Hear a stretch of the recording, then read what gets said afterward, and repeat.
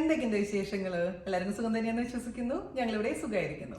അപ്പോൾ ഞാനിന്ന് വന്നിരിക്കുന്നത് ഒരു സൂപ്പർ ടേസ്റ്റി ആയിട്ടുള്ള അതേസമയം സിമ്പിൾ ആയിട്ടുള്ള ഒരു മുട്ട റോസ്റ്റ് ആയിട്ടാണ് കേട്ടോ.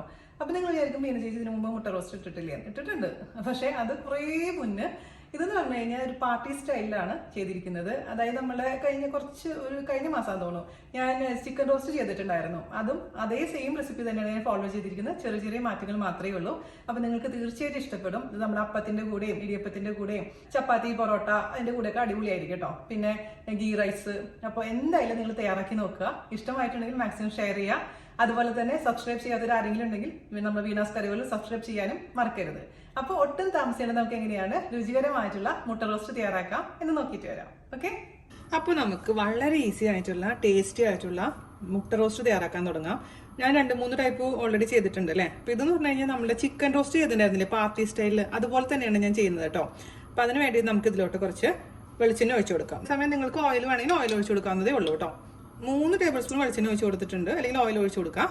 അതിലോട്ട് നമുക്ക് ഒരു ചെറിയ കഷ്ണം പട്ട, 2 ഏലക്ക, 2 ഗ്രാമ്പു ഇട്ട് കൊടുക്കാം. അതൊന്ന് ചൂടാവട്ടെ. അതിലോട്ട് നമുക്ക് 1 ടേബിൾ സ്പൂൺ ഇഞ്ചി വെളുത്തുള്ളി പേസ്റ്റ്, അല്ലെങ്കിൽ ഇഞ്ചി വെളുത്തുള്ളി ചതച്ചത് ചേർത്ത് കൊടുക്കാം. അരിഞ്ഞിട്ടാലും കുഴപ്പമൊന്നുമില്ല കേട്ടോ. ഒരു 6 അല്ലി വെളുത്തുള്ളിയും ഒരു ചെറിയ കഷ്ണം ഇഞ്ചിയും കൂടി നന്നായിട്ട് നൈസൊക്കെ അരിഞ്ഞു കൊടുത്താലും മതി, ചതച്ചു കൊടുത്താലും അല്ലെങ്കിൽ പേസ്റ്റ് ആയാലും കുഴപ്പമില്ല. അതും കൂടെ ചേർത്ത് നന്നായിട്ടൊന്ന് വഴറ്റിയെടുക്കാം ഒരു 2 മിനിറ്റ് നേരത്തോളം. ഇനി ഇതിലോട്ട് കുറച്ച് കറിവേപ്പില ഇട്ട് കൊടുക്കാം.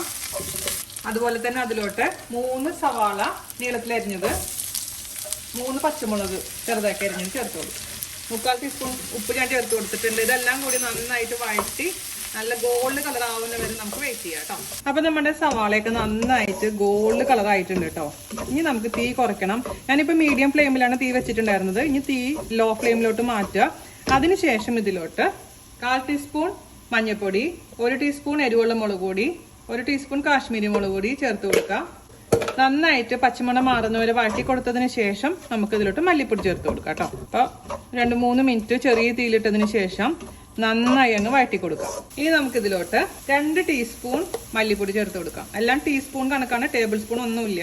മിക്സ് ചെയ്യുക, വീണ്ടും നന്നായിട്ട് വഴറ്റി കൊടുക്കാം. ഇനി ഞാൻ ഇതിലേക്ക് ചേർത്ത് കൊടുക്കാൻ പോകുന്നത് 1/4 ടീസ്പൂൺ പെരുംജീരകത്തിന്റെ പൊടി. നിങ്ങളുടെ അടുത്ത് പെരുംജീരകത്തിന്റെ പൊടി ഇല്ല എന്നുണ്ടെങ്കിൽ നമ്മൾ ഇഞ്ചി വെളുത്തുള്ളി ചതച്ചില്ല ആ സമയത്ത് കുറച്ച് ഒരു 1/4 ടീസ്പൂൺ പെരുംജീരകം ചതച്ചെടുത്താൽ മതി. അതുപോലെ തന്നെ 1/2 ടീസ്പൂൺ ഗരം മസാലയുടെ പൗഡർ. നന്നായിട്ട് 2-3 മിനിറ്റ് നേരത്തോളം വഴറ്റിയെടുക്കണം. അപ്പോഴാണ് കറക്റ്റ് ടേസ്റ്റ് അറിയുക. അല്ലെങ്കിൽ ഈ മസാലക്കുത്തും മുന്നോട്ട് നിന്ന് കഴിഞ്ഞാൽ മുട്ടക്കറിയെന്ന് ചിക്കൻ കറിയെന്ന് അല്ല എല്ലാ കറികളും കഴിക്കാൻ പറ്റില്ല. അതായത് ഒരു ടേസ്റ്റ് അത്ര ഉണ്ടാവില്ല. അപ്പോൾ നന്നായിട്ട് ഇത് മാക്സിമം 2-3 മിനിറ്റ് നേരത്തോളം ചെറിയ തീയിലിട്ട് വാട്ടി കൊടുത്തോണ്ടേ ഇരിക്കുക കേട്ടോ. ഇനി ഞാൻ ഇതിൽ ചേർത്ത് കൊടുക്കാൻ പോകുന്നത് സോയാ സോസ് ആണ്. 1/2 ടീസ്പൂൺ സോയാ സോസ്. അതുപോലെ തന്നെ 1 ടേബിൾ സ്പൂൺ ടൊമാറ്റോ കെച്ചപ്പ്.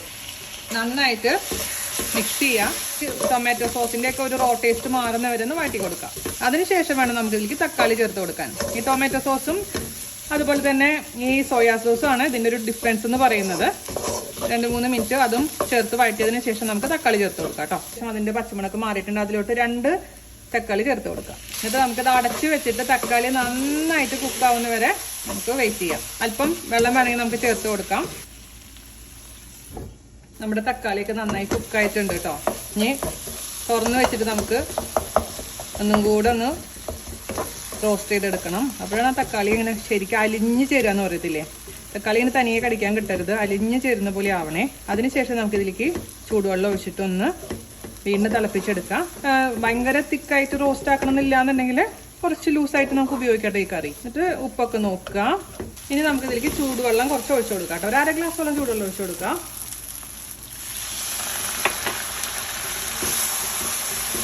ഇത് നമ്മുടെ മുട്ട ഇതിലേക്ക് അങ്ങ് ഇട്ട് കൊടുക്കാം. ഞാനിവിടെ ഒരു 5 മുട്ടയാണ് എടുത്തിരിക്കുന്നത്. മുട്ട പുഴുങ്ങി മുറിച്ച് വെച്ചിട്ടുണ്ട്.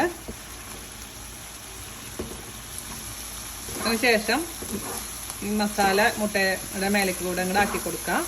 ഈ ഗ്രേവിയുടെ സ്വാദൊന്ന് നോക്കുക, എന്താ കുറവെന്ന് നോക്കിയിട്ട് ഉപ്പ് വേണമെങ്കിൽ ഉപ്പ് ചേർത്ത് കൊടുക്കാം. ഒരു നുള്ളു പഞ്ചസാര നമ്മളിതിൽ ചേർക്കുന്നുണ്ട് കേട്ടോ. അപ്പോഴാണ് സ്പെഷ്യൽ ടേസ്റ്റ് വരിക. അതുപോലെ തന്നെ കുറച്ച് കുരുമുളകിൻ്റെ പൊടി ഫ്രഷായിട്ട് ചതച്ച കുരുമുളക് ആയാലും കുഴപ്പമില്ല, അല്ലെങ്കിൽ പൊടി ആയാലും കുഴപ്പമില്ല. ഒരുപാടൊന്നും വേണ്ട കേട്ടോ. ഒരു 1/4 ടീസ്പൂൺ ചേർത്ത് കൊടുക്കുക. അതുപോലെ തന്നെ 2 നുള്ളു പഞ്ചസാര എന്ന് പറയുമ്പോൾ നിങ്ങൾ എന്നെ കളിയാക്കരുത് കേട്ടോ. അതൊക്കെ ചിലത് ചേർത്ത് കഴിഞ്ഞാലാണ് അതിൻ്റെ രുചി അറിയുള്ളൂ. പക്ഷേ നിങ്ങൾക്ക് പഞ്ചസാര താല്പര്യം ഇല്ലെങ്കിൽ നിങ്ങൾ ഒഴിവാക്കിക്കോളൂ കേട്ടോ, ഒരു പ്രശ്നവുമില്ല. പക്ഷെ അതുണ്ടെങ്കിലാണ് ഞാൻ ഉദ്ദേശിക്കുന്ന സ്വാദ് ഈ മുട്ടക്കറിക്ക് കിട്ടുകയുള്ളൂ. ഈ സ്പെഷ്യൽ മുട്ട റോസ്റ്റിന്, നമ്മുടെ പാർട്ടി സ്റ്റൈൽ മുട്ട റോസ്റ്റ്. അപ്പോൾ 2-3 മിനിറ്റ് ഇതിൽ കിടന്ന് ഇങ്ങനെ ആയതിനു ശേഷം നമുക്കിത് എടുക്കാം. ഞാൻ പറഞ്ഞ പോലെ റോസ്റ്റ് ആവണ്ടെന്നുണ്ടെങ്കിൽ കുറച്ചും കൂടെ വെള്ളം ഒഴിച്ചിട്ട് ലൂസാക്കിയിട്ട് നിങ്ങൾക്ക് ഉപയോഗിക്കാം കേട്ടോ. ഇത് അപ്പത്തിൻ്റെ കൂടെ, ദോശയുടെ കൂടെ, ചപ്പാത്തിയുടെ കൂടെ, പൊറോട്ടയുടെ കൂടെ ഒക്കെ കിടിലനാണ്, പറയേണ്ട ആവശ്യമില്ല. അത് മാത്രമല്ല നമ്മുടെ നെയ്ച്ചോറ്, ബിരിയാണിയുടെ കൂടെ ഒക്കെ കൊടുക്കാൻ പറ്റുന്നൊരു സൂപ്പർ ടേസ്റ്റി ഒരു സൈഡ് ഡിഷാണ് കേട്ടോ. മുട്ട റോസ്റ്റ് ഇഷ്ടമില്ലാത്തവർ ഉണ്ടാവും തോന്നുന്നില്ല.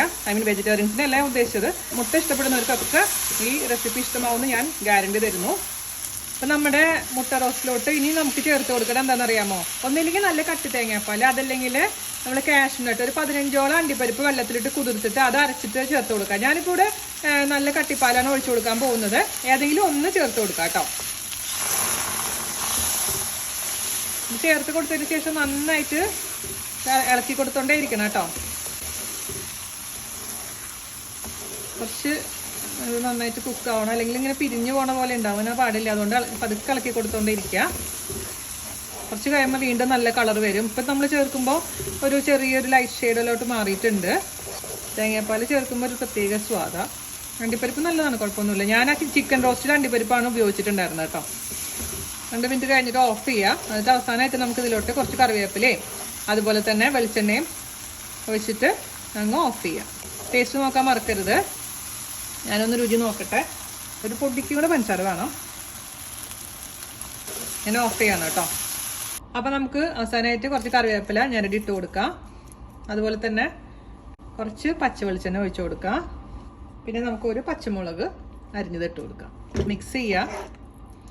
അതിനുശേഷം അങ്ങ് സെർവ് ചെയ്യാം. ഇത് നേരത്തെ തന്നെ ഉണ്ടാക്കി വെക്കണമെങ്കിൽ സൂപ്പർ ആയിരിക്കും കേട്ടോ. അപ്പം നാളെ വല്ല പാർട്ടിയൊക്കെ ഉണ്ടെന്നുണ്ടെങ്കിൽ ഇന്ന് തന്നെ രാത്രി ഉണ്ടാക്കി വെക്കണമെങ്കിൽ നാളത്തേക്ക് ആകുമ്പോൾ പിന്നെ അതിൻ്റെ ടേസ്റ്റ് പറഞ്ഞറിയിക്കാൻ പറ്റില്ല, അത്ര രുചിയാണ്. അപ്പം എല്ലാവരും തയ്യാറാക്കി നോക്കുക.